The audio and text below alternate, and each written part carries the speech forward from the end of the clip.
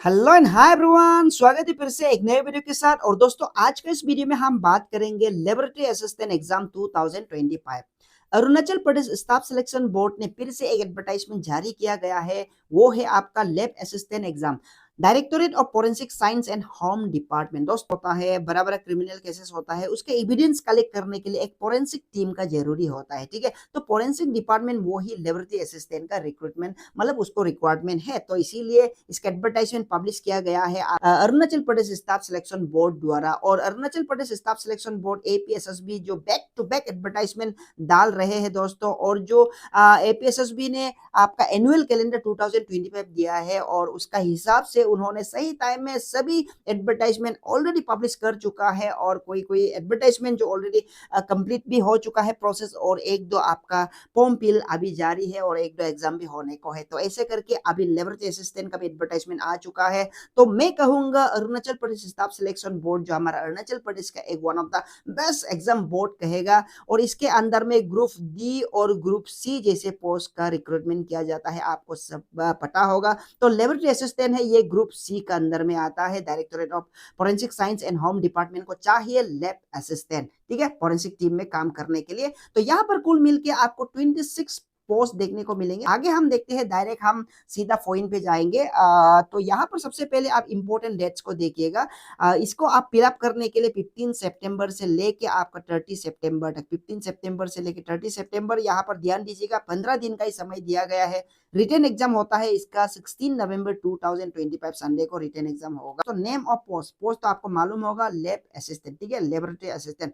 लेकिन laboratory assistant का ही अंदर में आपको बैलिस्टिक्स का काम होगा, बायोलॉजी, सेरोलॉजी, और साइबर फोरेंसिक होगा, साइबर फोरेंसिक होगा, और फिंगरप्रिंट में काम करने वाला एन होगा, ठीक है, फिंगरप्रिंट में काम करने वाला, फोरेंसिक फोटोग्राफी में काम करने वाला, नार्कोटिक्स क्वेश्चंस डॉक्यूमेंट, ऐसे करके डिफरेंट टाइप्स ऑफ आपको यहाँ पर लैब असिस्टेंट का देखने को मिलेंगे। तो यहाँ का जो आपका रिक्वायरमेंट है, मतलब जो क्वालिफिकेशन है, वो आपका अलग अलग रहेगा। तो यहाँ पर हम देखते हैं, और ये पे स्केल होगा लेवल 5, बहुत अच्छा सैलरी आपको यहाँ में मिलेगा। तो यहाँ पर यही देखने वाले हैं कि क्या आप यहाँ पर एलिजिबल है कि नहीं। तो वन बाय वन हम देखेंगे। इससे पहले आप देखना है नंबर ऑफ पोस्ट। यहाँ पर अगर हम वन बाय वन देखता है तो आपका लेबोरेटरी असिस्टेंट जो बैलिस्टिक होता है, वो जो आपका एपीएसटी के लिए 4 दिया गया है, अनरिजर्व के लिए 2, और यहाँ पर 6 हो गया आपका, टोटल हो गया 6, ठीक है। और पीडब्ल्यूडी एक्स सर्विसमैन के लिए नहीं दिया है। और जो बायोलॉजी और सेरोलॉजी लैब असिस्टेंट के लिए यहाँ पर 4 2, टोटल मिला के 6। यहाँ पर पीडब्ल्यूडी एक्स सर्विसमैन के लिए नील नील नील है। और बाकी का भी आप देख लीजिएगा, साइबर फोरेंसिक के लिए भी अनरिजर्व के लिए 1 है, टोटल 1 हो गया। फिंगरप्रिंट में जो काम करेगा वो आपका एपीएसटी के लिए 4 होगा, अनरिजर्व के लिए 1 होगा, टोटल 5 हो गया। और जो फोरेंसिक फोटोग्राफी का काम करेगा वो आपका 4 नंबर ऑफ पोस्ट एपीएसटी के लिए 4 होगा, और अनरिजर्व के लिए 2 6 होगा। और आगे हम देखने से यहाँ पर नार्कोटिक्स और क्वेश्चंस डॉक्यूमेंट में जो काम करेगा वो अनरिजर्व के लिए 1 रखा गया है, 1 रखा गया है।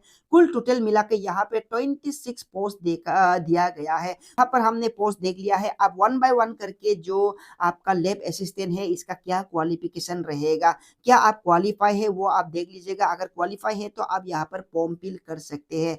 पे मैट्रिक्स और एज लिमिट तो आपका 18 टू 35 ईयर्स है, और रिलैक्सेशन होगा एपीएसटी के लिए एक्स्ट्रा 5 ईयर्स तो मिलेगा, ये आपको पता होगा। तो यहाँ पर सबसे पहले लैब असिस्टेंट बैलिस्टिक के लिए आपको बीएससी विथ फिजिक्स, मतलब है आपको बैचलर ऑफ साइंस होना पड़ेगा, साथ में physics, maths and applied science होना है। और अगर ये नहीं होगा, अगर ये और का मतलब होता है अगर इनकेस आपका पास ये नहीं है, तो ये आपका दूसरा ऑप्शन होना है, बीएससी या एमएससी इन फोरेंसिक साइंस में डायरेक्ट करना होगा, विद फोरेंसिक बैलिस्टिक होना है, ठीक है। तो यहाँ पर हमने देख लिया है। आप नेक्स्ट में हम चलते हैं। ये है आपका laboratory assistant biology and serology. Biology और सेरोलॉजी के लिए फिर वही आपका बीएससी होना है। बीएससी में भी आपका बॉटनी होना है, zoology, microbiology, biotechnology, genetic, physical anthropology with botany, zoology S one of the subject होना पड़ेगा। अगर ये नहीं है तो आपको और यहाँ पर दिया गया है बीएससी या एमएससी आपका फोरेंसिक में होना पड़ेगा, बायोलॉजी में, ठीक है। तो ये हो गया आपका। नेक्स्ट आता है आपका laboratory assistant cyber forensic. Cyber forensic के लिए आपको यहाँ पर दिखता है बैचलर डिग्री विथ फिजिक्स होना है, ठीक है, बैचलर डिग्री विथ फिजिक्स, ठीक है, बीएससी फिजिक्स होना है, या ये नहीं होगा तो आपको कंप्यूटर एंड साइंस और कंप्यूटर एंड साइंस भी आपको कर सकता है। अगर कंप्यूटर एंड साइंस नहीं होगा तो mathematics as one of the BSc mathematics as one of the subject और बैचलर इन कंप्यूटर एप्लीकेशन आपका बैचलर इन, ठीक है, बैचलर इन कंप्यूटर एप्लीकेशन भी कर सकता है, ठीक है। अगर ये वाला में अगर नहीं है तो नेक्स्ट में आप देखिएगा आप बीई किया है या बीटेक किया है इन कंप्यूटर साइंस में इंजीनियर में, तो आप या इलेक्ट्रॉनिक एंड कम्युनिकेशन यहाँ पर देख लीजिएगा आप एलिजिबल है, अप्लाई कर सकता है। या बीएससी और एमएससी अगर direct forensic with cyber forensic करता है तो आप सीधा यहाँ पर एलिजिबल है। और यहाँ पर नंबर 4 में फिंगरप्रिंट में जो काम करेगा फिंगरप्रिंट उनके लिए आपको बैचलर डिग्री विद केमिस्ट्री होना है, मतलब आपका जो बीएससी है वो chemistry one of the major subject होना पड़ेगा, ठीक है। और आपका बीएससी फोरेंसिक साइंस होना है any government recognised university and institute, तो ये होना है। अभी नेक्स्ट में लेबोरेटरी असिस्टेंट फोरेंसिक फोटोग्राफी जो फोटोग्राफी का काम करेगा, इसके लिए भी आपका बीएससी होना है, डिप्लोमा इन फोटोग्राफी। बीएससी का जो डिप्लोमा इन फोटोग्राफी होगा उसका उसका रिक्वायरमेंट मतलब उसका ये क्वालिफिकेशन जरूरी होगा। और इन फोरेंसिक साइंस विद यस, ठीक है, तो ये वाला आप देख लिया होगा, तो इसका जरूरी है, डायरेक्ट आपको ये वाला होना पड़ेगा एजुकेशन क्वालिफिकेशन, बाकी तो सब सेम रहेगा। अभी लेबोरेटरी असिस्टेंट नारकोटिक्स वाला में आपका BSc in chemistry, biochemistry, pharmacology, ये नहीं होने से आपका BSc MSc in forensic science with chemistry का साथ में होना पड़ेगा। और नेक्स्ट में आता है यहाँ पर लेबोरेटरी असिस्टेंट क्वेश्चंस डॉक्यूमेंट, ठीक है। क्वेश्चंस डॉक्यूमेंट के लिए आपका बीएससी साथ में आपका जो फिजिक्स या केमिस्ट्री ना one of the major subject होना है, या BSc MSc in forensic science with question document वो आपका पर्टिकुलर वाला कोर्स होना पड़ेगा। तो आई होप यहाँ पर दोस्तों आप एजुकेशन क्वालिफिकेशन देखा होगा, अगर आप एलिजिबल है तो जरूर आप भरिएगा, ठीक है। 1-2 पोस्ट या 4 पोस्ट होने से भी आपको जैसे भी भरना है, कभी ये आपको नहीं सोचना है कि कम पोस्ट है तो हम करके पैदा नहीं, ये कभी नहीं सोचना ये गलत सोच होगा। 1-2 पोस्ट होने से भी अगर एलिजिबल है आप जरूर अप्लाई कीजिएगा कोई भी अगर रिक्रूटमेंट हो, ठीक है। The scheme of examination is now very very important. यहाँ पर दोस्तों आप लोग के लिए ना consist of only one stage, मतलब है आपको अगर ये फोरेंसिक साइंस डिपार्टमेंट में आपको जाना है ना तो आपको ये रिटन एग्जाम क्लियर कर दो, बस डायरेक्ट आपका सिलेक्शन हो जाएगा, दूसरा एग्जाम देने का जरूरी नहीं है।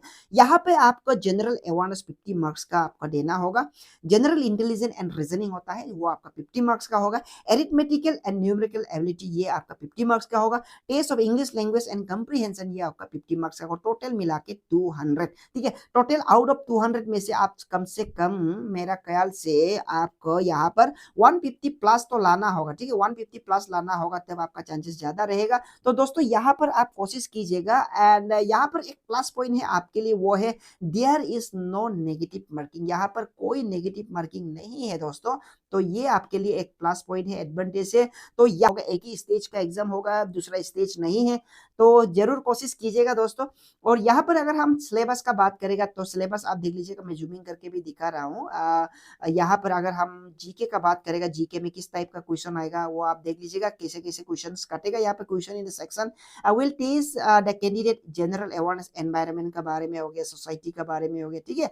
और आपका जितने भी आपका हिस्ट्री पॉलिटी कॉन्स्टिट्यूशन हो गया, स्पोर्ट हो गया, ये सब आपका देख लीजिएगा, यहाँ पर स्क्रीनशॉट मार के भी देख सकता है। और जनरल इंटेलिजेंस एंड रीजनिंग का भी आपका ये आपका सिलेबस है, ठीक है दोस्तों। अगर आप पढ़ता है ना तो आप सिलेबस देख के पढ़िएगा, और अकॉर्डिंग टू सिलेबस हर एक टॉपिक को आप अच्छा से पढ़िएगा तो आपका चांसेस ज्यादा रहेगा। तो ये एरिथमेटिकल एंड न्यूमेरिकल एबिलिटी और test of English language and comprehension, ठीक है। तो ये रहा आपका सिलेबस, आपको ये सिलेबस जो आपका ये में भी मिल जाएगा, पीडीएफ फाइल में भी मिल जाएगा, या आप मेरा इससे भी आप स्क्रीनशॉट लेके देख सकता है। और इस सिलेबस का जरिए आप बुक्स भी कलेक्ट कर लीजिएगा, और according to syllabus according to topic आप पढ़िएगा दोस्तों। अगर आप एलिजिबल है तो जरूर अप्लाई कीजिएगा, मैं आपसे यही कहूंगा।